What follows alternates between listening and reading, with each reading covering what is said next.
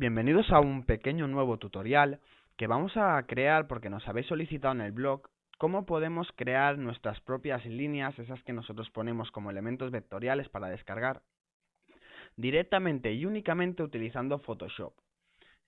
Os vamos a mostrar un pequeño ejemplo. Vamos a ir a archivo nuevo, el tamaño del documento será el tamaño que vosotros necesitéis para vuestra composición, un fondo de pantalla, una fotografía para imprimir, etcétera, etcétera. Y vamos a trabajar siempre sobre nuevas capas. Por ejemplo, creamos una nueva capa y podemos aplicar un degradado utilizando dos tonalidades de un mismo color, una más fuerte y una más oscura, y, por ejemplo, un degradado radial. Creamos un degradado más o menos como este. Y hay dos opciones. O bien podemos utilizar líneas rectas, luego le daremos nosotros la curva de forma manual. Para ello utilizaremos la herramienta de selección rectangular, crearemos una nueva capa y dibujaremos un par de líneas. Bien, por ejemplo, una así. Si apretamos la tecla Shift o mayúscula, nos sale un pequeño icono al lado de nuestro cursor con un símbolo más que sirve para sumar selecciones. En este caso, podemos realizar diversas selecciones hasta obtener una figura similar a la que nosotros estamos creando. Bien, más o menos así. Esto va a depender siempre de lo que vosotros necesitéis, podéis ir probando con muchas formas. Y vamos a crear un degradado. Si antes lo hemos hecho de derecha a izquierda, ahora lo vamos a hacer de izquierda a derecha y que sea lineal. ¿Vale? Estamos trabajando sobre una capa nueva y con la tecla Shift vamos a conseguir que sea completamente recto. Bien, ya tenemos nuestras líneas.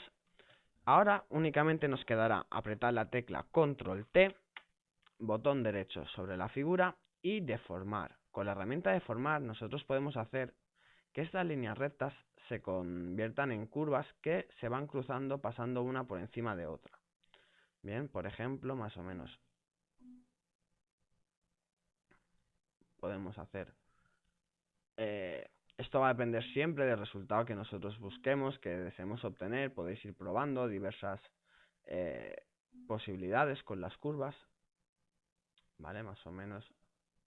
Yo creo que así ya conseguimos una figura un tanto rara. Bien, y podríamos jugar con los modos de fusión y diversas curvas. Por ejemplo, vamos a duplicar esta con la tecla Control J o botón derecho duplicar capa. Vamos a moverla y a deformarla para que no parezca la misma. Control T, botón derecho deformar. Y vamos a crear una deformación a modo de que parezca que estamos utilizando diversos archivos y no siempre el mismo. Bien, más o menos esto sería una posibilidad. Le damos a validar y vemos cómo nos crea una curva dinámica distinta a la primera.